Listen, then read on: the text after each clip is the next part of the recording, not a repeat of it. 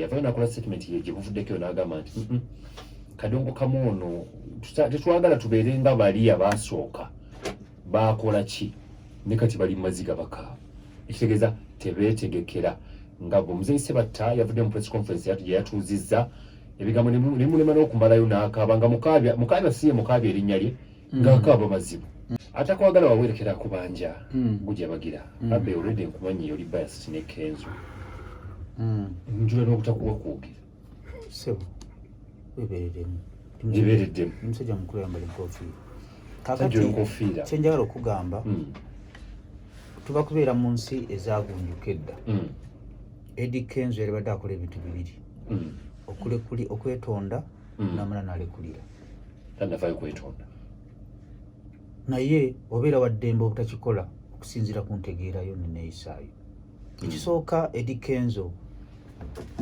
omuntu bw'ofuna ssente okufuna ssente si magezi ate si kutegeera naye obeera mu pulogulaamu ya Katonda nti ssente olizifuna bw'otunuulira Eddie Kenzo n'abaaba ayogera Eddie Kenzo y'omu ku bantu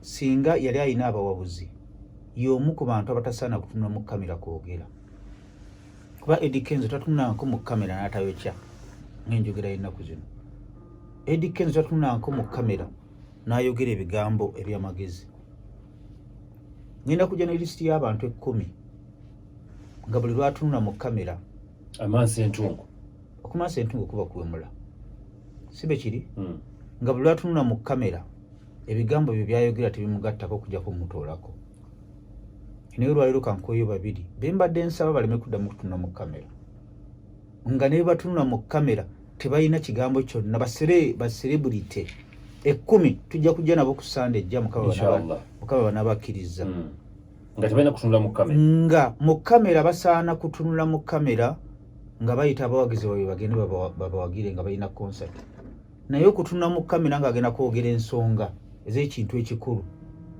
ng'era akulembedde lisiti eyo bamuyita Eddie Kenzo Musuuza ne David Lutalo be bali ku lisiti y'abantu abatasaana kwogera mu kamera nga buli lwe boogera bookya tebalina kigambo ky'amagezi kye boogera Eddie Kenzo essaawa zino yali badde yalekulidde dda Eddie Kenzo okubeera pulezidenti w'abayimbi ekigambo ekituufu tasaanidde sinaako bukakafu kakati bagambye mbu Eddie Kenzo yakulembera Moses Matovu gwani asaanidde Eddie Kenzo mbu akulembera Jose Chameleon wagambye Eddie Kenzo mbu yakulembera Fred Ssebatta ne Eddie Kenzo akulembera Abafrigo ekintu kisoboka just bamuleka bulesi abakulembere naye ekyobulabe nti ate abakulembera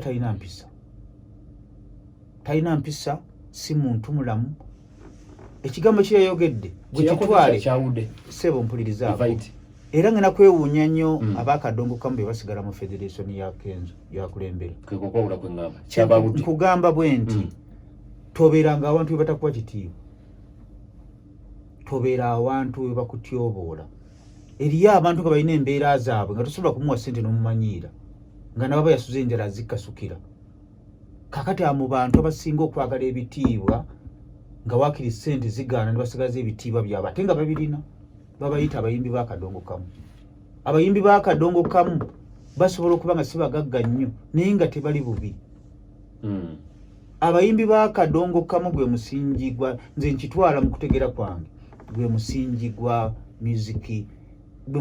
music we Uganda abantu n'abaagaanwa okuba n'abatabamanyi baali bayimba nga basinziira ku bo era abamu abayimbi b'omulembe guno bakozesa nnyo babanga abaagala okubagirega ng'oli muyimbi w'akadongo kamu ekyo kitegeeza nti omusingi gwabwe gwe bateekawo gwali gw'amaanyi Eddie Kenzo yayimba oluyimba lw'abasudde mwali mumanyi nsaaga naye osobola okumbuulirayo omuyimbi w'akadongo kamu era ayiyiza ennyimba era ayimbye oluyimba lwa Eddie Kenzo ng'alwegomba bajjira ku mulembe gwabwe omuntu yenna yenna mu nsi buli lw'omulaba nga avuma abantu ng'akozesa ekigambo oli mwavu ekigambo bwavu tebakivuma muntu era olina kuba nga oli mu kopi nnyo nga wali mwavu ng'ate makitwala entya omuntu afunayo ku biseera ndiko okuvuma abantu oba olina okuba nga wava mu famire nga oba nga tiwakuzibwa nga wava mu famire enjavu ennyo mukama n'akusitula ate n'olemeramu obukopi n'obwavu. Kati Eddie Kenzo n'oleeta ekyokulabirako ng'okireeta ku basajja abasinga okuweebwa ekitiibwa mu music industry, osobola okubeera ng'oli mwavu naye ng'osinga abagaga ekitiibwa. Dan Mugula nze kyasinza okutegeka ebivulu ebingi, buli muyimbi yenna mutegeseeko. Omusajja gwe bayita Dan Mugula ye musajja asinga discipline mu music industry ye Uganda. Yavuganga emmotoka ye n'agireeta biseera bimwe tekyakuba ebisaawe n'apaakinga wali ne mukyala we Namuddu. Wamuyitanga buyisi nti muzeeyi ogenda kuyimba. Oluusi twategekanga ebivulu ekivu ne kikusala n'ogera n'omunnyana mugamba muzeeyi akasente kagaanye. Naba akasente kagaanye muntu we n'amafuta n'avuga emmotoka ye n'agenda. Tatunulangako mu kamera kutyobola muntu. Naye n'oleka omuleeta ng'ekyokulabirako n'okoona ne ku linnya lye ng'oli mukulembeze. Ate okumanya omusajja gwe bayita Eddie Kenzo ansonyiwe simwogerako mu bubire kuba simutyoboola. Tukkirize tugaane talina mpisa n'amagezi talina. Kimenyewo. Sijja kukimenyewo. Kimenyewo tuli ku mpewo za ggwanga. Tuli ku mpewo. Ebakuwulira. Kimenyewo. Abitekisa kimenyewo ekyo gamba nti talina mpozi osobola ogamba nti empisa kale okusinziira ku ggwe. Si mukale. Si mugunjufu. Kiri kiti ekyo. Obugunjufu. Ekyo si kibi nnyo. Omuntu yenna yenna omukulu n'oba n'erinnya etya. Kampe ekyokulabirako Eddie Kenzo ng'asanze Sebata ng'atudde wali, Chameleon ng'atudde wali, Dan Mugula ng'atudde wali, Kakumirizi ng'atudde wali, Sebata ng'atudde wali, n'ayingira n'amalala gaabo g'atambuliramu n'obupale bwe obwa jjiini. Ani asobola okuyimirira okuva katebe Eddie Kenzo atuule? Ani? Soma? Dan Mugula gwe yajereze, Sebata, Jose Chameleon, Moses Matovu. Ofuna bulungi? Nga bamuviira olw'ensimbi oba talent wise oba kiki? Byonna. Okimanyi osobola okuba ne ssente nga tonna kitiibwa. Kwaba abantu abatudde awo beyayisizzaamu amaaso. Eggaali. Yabayisizzaamu amaaso. Ekintu ekyo omuntu yenna Basudde yagamba nti omuntu baakuvumanga obwavu tayongerangako ekirala. Aba akuvumye buli kimu. Era ngenda kwewuunya nnyo Fred Sebata n'abayimbi b'akadongo kamu okusigala mu federation Eddie Kenzo gy'akulembera. Ekisooka baakwata ssente abayimbi b'akadongo kamu okuggyako nga tebali organized.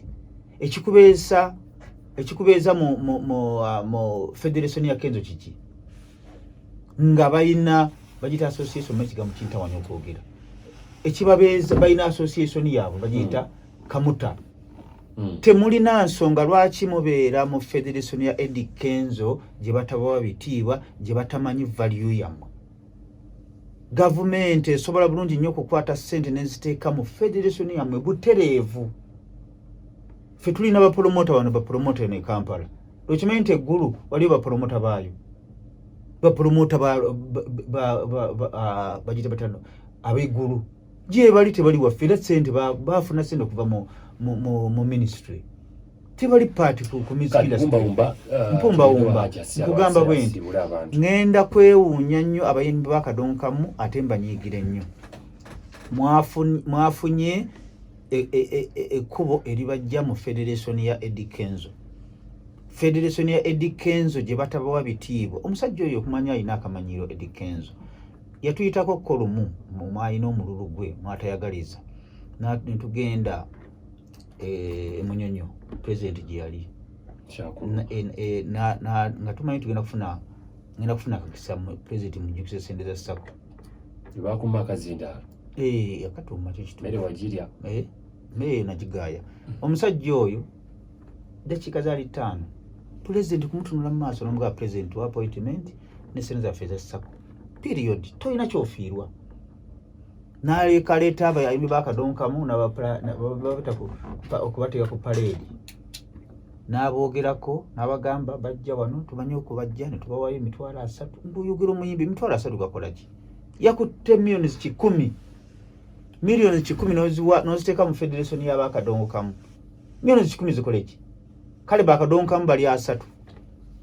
ezo sente bw'ozigabanyamu buli muntu aba afuna sente mmeka? Kale katono nnyo. Eddie Kenzo Musuuza, nze ne mu music industry saagala zokwogera gwadde mulembe guno. Nze Eddie Kenzo simanyine wadde byayimba badde babyagala, naye nze byayimba sibitegeera, tebiina wadde n'amakulu. Omusajja yayimba oluyimba Saamu wange lumusinga kumpi n'emyaka, n'abateekayo kakkana musajja, n'abateekayo ebipande kati ng'agenda kukola konsati bagiyita Saamu wange, abantu bajjula. Okuwa muntu ekitiibwa tekyetaagisa kutwala kusomesa. N'oliko okwata abasajja abakuyamba n'obuyambi okubeera mu federation y'eggumire, n'olyoko obatyobola n'obaleeta ekyokulabirako ng'abaavu. Katono nnyo nze ndyoke nve Kazindaalo. Abayimbi ba Kadongo Kamu temuddamu okujja mu maaso gange, nze ndi mukulu munnammwe mukimanyi. Ne mumala muddamu ne mutatuuza press conference nga muva mu ssako ya Eddie Kenzo officially mu association, ngenda kubanyiigira obulamu bwange bwonna. Fred Sebattagwe chairman wa Kadongo Kamu, Walukagga ate bajja kuba bafunye n'oluwenda. Waliwo abantu abatakkiriza mu Eddie Kenzo, bajja mwafunye soft landing. Akantu akazungu kali katya kazzeewo bulungi. Mwafunye ensonga ebajja ewa Eddie Kenzo.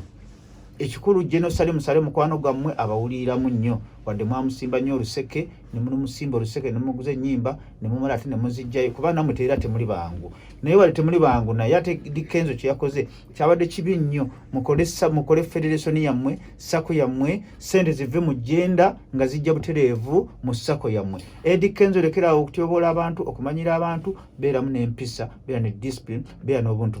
Nvudde ku Beat FM nga bulijjo. Tugenda Canada mgomusa. Tugenda. Njagala kumpa bwemusi by the way. Though that this time around ngenda kubeera ku nnyonyi emu. Kyetukolera. Ningo oba MC. Abamu babaddeko mu industry eno babaddeko ba MC okumalibu.